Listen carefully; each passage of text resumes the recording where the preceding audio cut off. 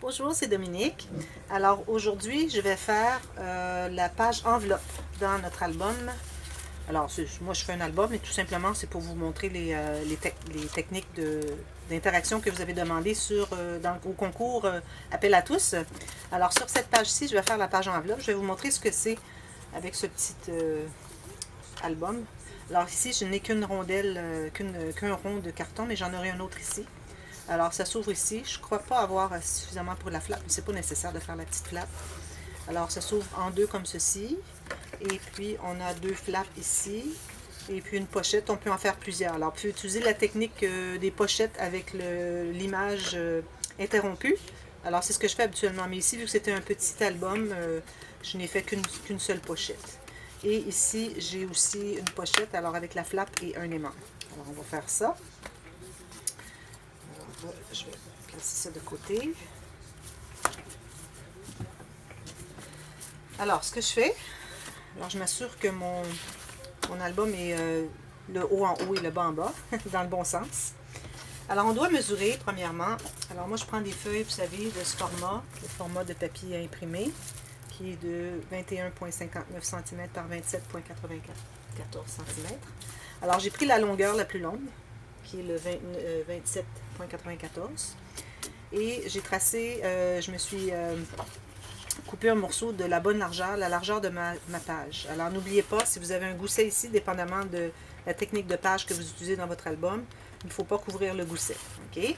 Parce que ici, moi, j'ai utilisé la page la plus facile au monde que j'ai baptisée, parce que c'est vraiment facile à travailler avec ça. Alors, la bonne largeur, on peut peut-être avoir 1 mm de moins, sans problème.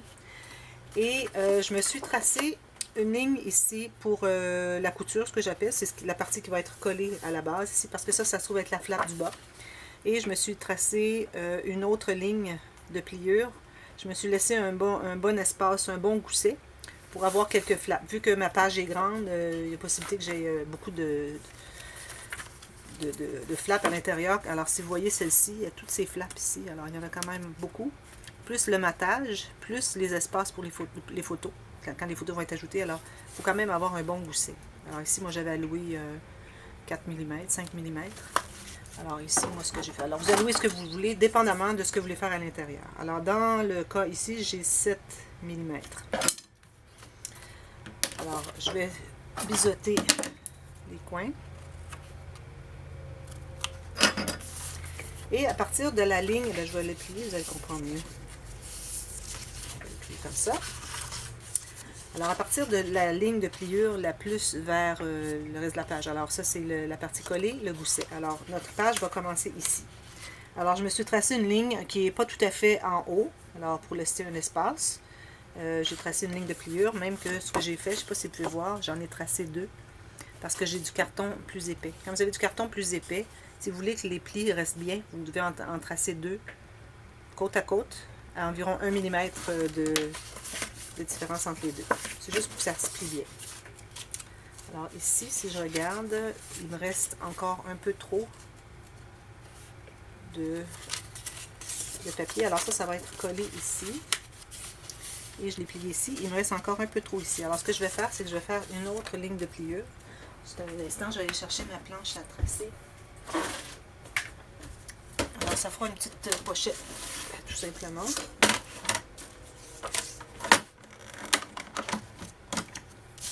Je vais m'en faire une ici avec quand même, je donnerai au moins 1 cm, même 2 cm certainement. Alors moi je vais le tracer ici.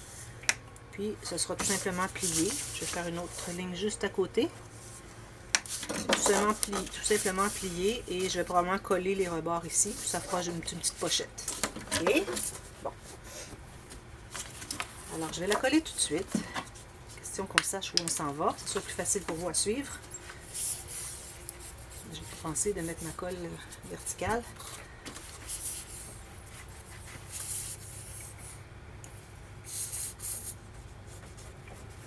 Alors, je mets ma colle. Moi, j'utilise toujours de la colle liquide, comme vous avez pu voir dans les tutos précédents. Je trouve que ça fait plus solide et c'est plus rigide. Tout a plus de corps.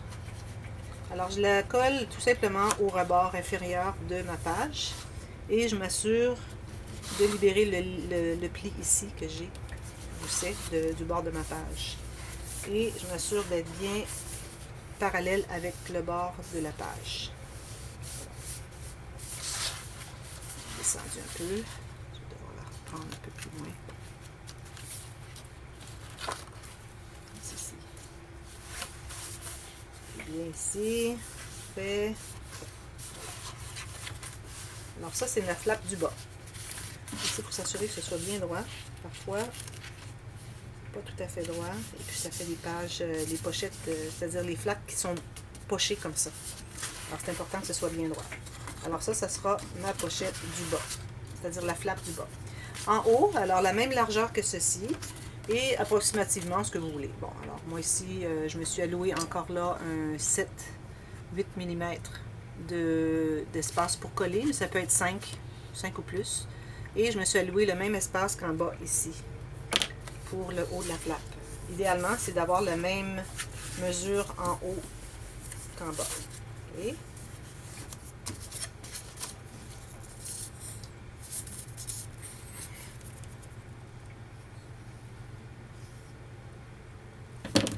Alors, je vais plier et la coller ici. Alors, la meilleure façon de coller, c'est qu'on s'assure d'avoir seulement la partie qui a de la colle dessous et voir votre gousset sur le dessus, là où il est. Alors, c'est plus facile de voir où est-ce qu'on s'en va. Bon, si on est positionné au bon endroit, pour coller. Alors, encore là, parallèle les deux. Et idéalement, on utilise la flappe d'en bas. On la rabat par-dessus et on voit si notre page est bien droite. Alors, pour ce faire, il faut que votre gousset soit bien à plat. Et vous regardez si votre page est bien droite. Les deux goussets bien à plat. Alors, c'est tout parfait avec les goussets à plat. Sinon, ça peut bouger comme ça. Ça ne vous donne aucune indication à savoir si c'est droit, si vous n'avez pas vos goussets à plat, vos flaps à plat. Alors, voilà, ça c'est correct. Ensuite, ce qu'on fait, alors si, ben là, ce qu'on va faire, on va tout de suite faire la flappe. Alors ici, je me suis encore taillé un morceau de papier de la même largeur. Et dépendamment de la grandeur de votre page, alors je dirais peut-être une fois et quart la hauteur de du fond de la page. Okay? Je me suis tracé 2 lignes. Alors j'ai fait ça aléatoirement. Alors 2 lignes tout simplement avec un gousset, je dirais de 5 mm minimum parce que ça va être collé ici. Et puis, il va y avoir une flappe plus petite ici et une plus grande ici. Alors là, j'ai tracé mes lignes, donc je vais les plier. Encore là, on doit être bien parallèle des côtés avec le reste, avec la flappe du derrière. Et je vous recommande d'avoir la plus grande flappe en bas et la plus petite en haut, parce qu'ici, on va faire une pochette. Alors, si on veut faire une pochette ici, c'est trop petit, ça fait une petite pochette. Alors ici, de cette façon, on a une bonne grandeur de pochette et on a une plus petite flappe derrière. Vous auriez pu la faire plus grande si vous voulez. Mais je dirais pas, il faudrait que ce soit moins que 2 fois la hauteur de votre page. Il ne faut pas avoir 2 grandes flappes de la même hauteur que la page. Alors voilà, je vais coller ça. J'espère avoir le temps de toute la faire avant la fin de ma petite chip à l'intérieur de ma caméra. D'ailleurs, je m'en suis acheté une nouvelle qui va arriver bientôt, qui va être 2 fois plus longue. Alors, je vais moins stresser avec le fait que mes vidéos peut-être vont terminer avant que j'ai terminé l'explication ou l'interaction. Voilà, alors bien droit ici.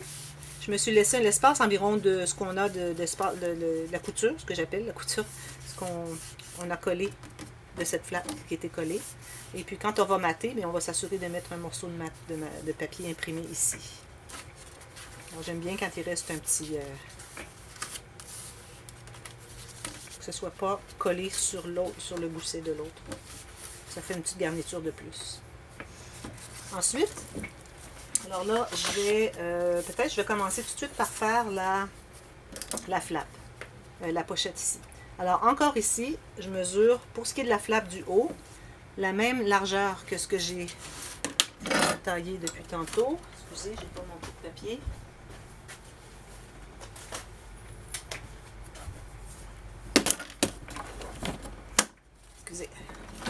Alors ici, je taille comme ceci. Et on mesure, c'est bien. Il ne faut pas que ça soit plus. Ça peut être un peu moins, mais il ne faut pas que ça soit plus. Et là, je vais me tailler encore là une ligne pour la partie qui va être collée à l'album. Et une autre petite ligne peut-être à 2 mm, pas plus. Parce que c'est juste une petite pochette qui va avoir derrière. Alors 2 mm, assez rapproché. Je ne sais pas si vous pouvez voir. Okay. Et je vais biseauter encore ces côtés, les pointes. Et je vais aussi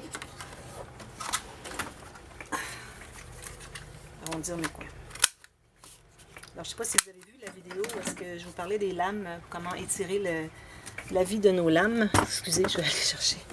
Alors, vous voyez ici, j'ai des petits morceaux de papier qui sont comme les filochages de papier.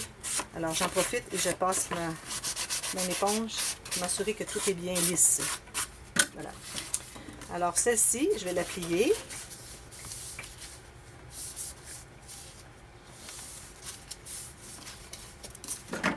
Et la coller. Ça, c'est une façon de faire. Il y en a d'autres. Peut-être la prochaine fois que je ferai un projet, je vous montrerai une autre façon de faire. Question qu'il puisse avoir une carte qui va derrière. Alors là, ce que je vais faire, vu que j'ai arrondi les coins de cette flappe, d'ailleurs, je n'avais pas dit, mais j'ai arrondi tous les coins. Okay? Alors là, je vais la coller à partir de l'endroit où est-ce que la flappe est droite, où est-ce qu'il n'y a pas de coin arrondi. Alors, le rond est ici, l'arrondissement est ici. Alors, j'ai commencé juste à la base. Et on s'assure que ce soit bien parallèle. Je vais solidifier. Et ensuite, une pochette. Excusez. Alors là, je vais prendre, bon, alors aléatoirement, dépendamment de la profondeur de la pochette, ça peut être une pochette d'environ 4 cm, ça peut être 6 cm, c'est comme vous voulez. Alors là, pourvu que vous ayez plus grand morceau, alors là, je vais me tailler 2 morceaux, je vais me tracer, j'ai tracé 2, c'est comme quand on fait une pochette, tout simplement. Alors, une trace ici au crayon sur le rebord de la flappe, et l'autre là, et je me suis fait une ligne plus longue, ça veut dire que je coupe là. Parce que si je ne trace pas la ligne plus longue, je vais être portée à aller couper où j'ai fait ma trace. Et puis c'est pas bon parce que c'est là où ça doit se plier. Et là, je vais tout simplement tracer des lignes de pliure sur mes 2 marques. La partie du bas, je vais la biseauter. La partie du haut, c'est pas nécessaire parce qu'on va mater vers l'intérieur. Alors quand je vais avoir collé ceci, quand ce sera le temps de mater ici, je vais tout simplement entrer un morceau de papier imprimé. Il peut aller jusqu'ici, il n'y a pas de problème, pourvu qu'il aille dessous la pochette. Et alors, je mets la colle sur les 2 bouts, comme vous avez déjà vu souvent. Mais des fois, parfois, au cas où vous soyez une débutante, alors c'est pour ça que j'explique tout. Mais si jamais vous êtes débutante et il y a des choses que vous n'avez pas bien comprises parce que j'ai été trop rapidement, vous pouvez m'écrire un petit commentaire et puis je vous expliquerai. Et si vous voulez aussi, pour voir les explications et toute la technique plus lentement que j'ai fait la normale, alors vous cliquez sur la petite roulette qui est juste dessous ici, sur votre écran, et vous allez choisir la vitesse moindre. Alors s'il est à normal, alors vous allez aller à 75% de la vitesse, ça devrait être suffisant. Alors voilà. Alors ici, ce que je vais faire plus tard, c'est que je vais mettre un aimant ici et ici, et je vais mater le tout. Mais il faut mettre l'aimant avant de mater. Alors ça va la garder fermée. Ici, je vais faire peut-être une pochette ou 2, je verrai. Mais ça, si vous l'avez vu, j'ai déjà fait la technique de des pochettes avec l'image interrompue. Alors vous pouvez faire ça là.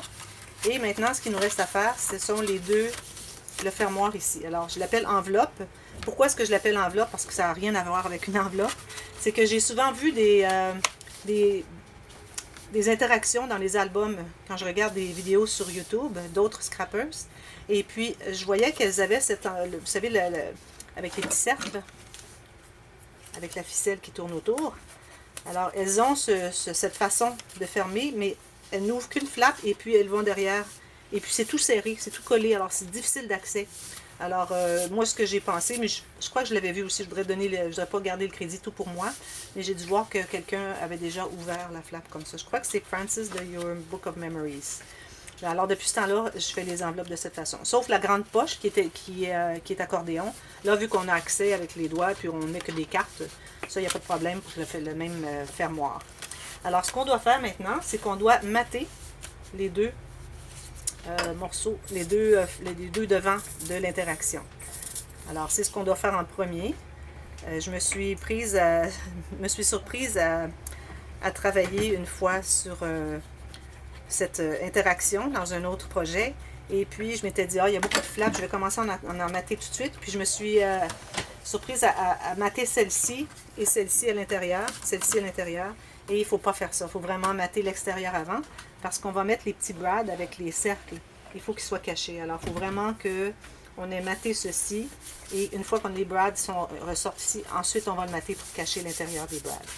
Ici, vous allez dire, ben, votre morceau, il est trop petit. Alors, moi, j'ai utilisé un scrap. Et puis, je me suis aperçue qu'il n'était pas suffisamment grand. Alors, je me suis dit, bon, c'est correct. J'ajouterai une petite bande de quelque chose, soit un ruban ou quelque chose comme ça. Et ici encore, j'ai mon morceau comme ceci. C'est un petit peu difficile à manipuler à cause des flaps qui veulent s'ouvrir à l'intérieur. Alors voilà, tout simplement comme ceci. J'ai fait souvent cette technique, mais bon, je la refais. Si vous regardez toute la série, ne vous découragez pas. La page à 13 faces s'en vient bientôt. Je sais que tout le monde a voté pour cette interaction, alors ça s'en vient. Je la garde un peu pour la fin, je dirais, pour le dessert.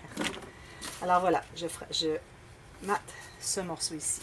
Alors j'ai tout simplement coupé mon papier en avance pour que ce soit plus rapide à démontrer la façon de faire. Et puis je l'ai peut-être fait un petit peu trop large. Alors je vais tout simplement la coller sur le bord. Ici.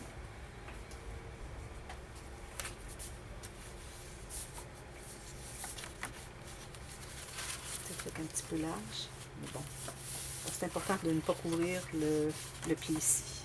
Moi, j'arrive tout juste, tout juste. Je vais peut-être le couper un petit peu par la suite. Alors, ensuite, ce que vous faites, si vous avez un punch d'environ 2,5 cm, quelle que soit la grandeur que vous avez, mais pas trop grand, je recommande. Là, ce que vous allez faire maintenant, vous allez puncher 4 cercles. Et vous allez coller 2 ensemble. Alors, ces deux-là ensemble, je m'assure qu'ils soient bien égaux vis-à-vis. Et ceux-ci.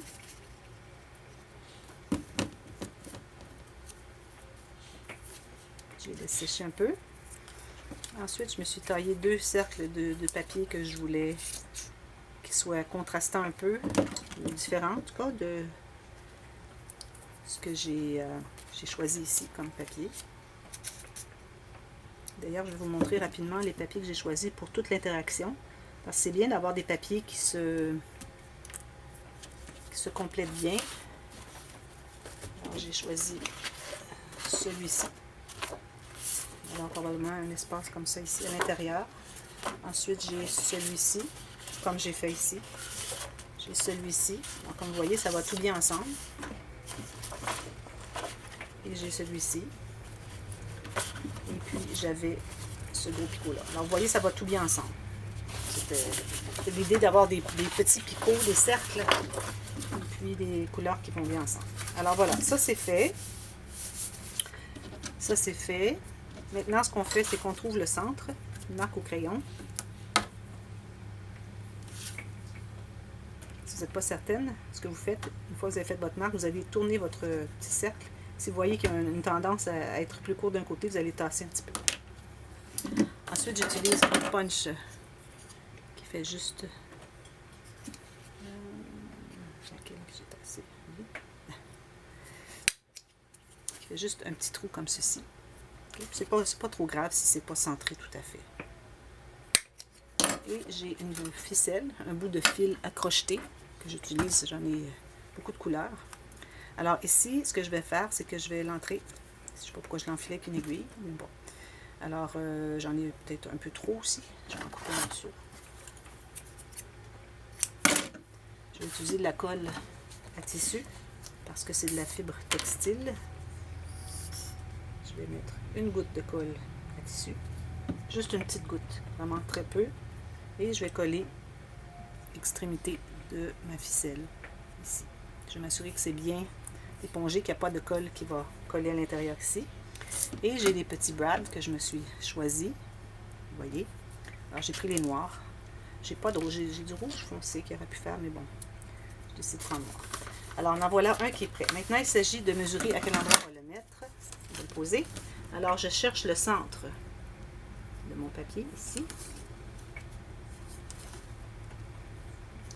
le centre est ici. Et je m'assure d'être au moins une fois et demie la hauteur de mon cercle. Alors, une fois, si vous allez une fois ici, vous le posez ici, c'est parfait. Et là, bien, puisque mon punch ne passerait pas au travers, il n'est pas assez long pour le faire, alors j'utilise un petit outil piquant, pointu, et je vais poser. Si vous avez des flaps derrière, vous assurez que vous n'avez pas punché les flaps. Et je vais l'ouvrir tout simplement ici. Et on essaie de ne pas l'avoir trop serré. Il faut qu'il reste l'espace derrière pour que ce soit facile à enrouler la ficelle plus tard. Ensuite, ce que je fais, c'est que je les mets égaux ici. On peut encore mesurer ici si on veut. Je vais le faire. Différentes techniques pour trouver le centre. Alors là, ici, mon centre est tout simplement ici.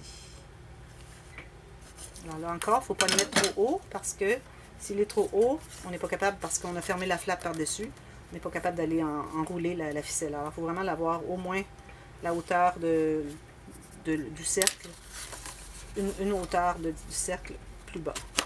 Voilà.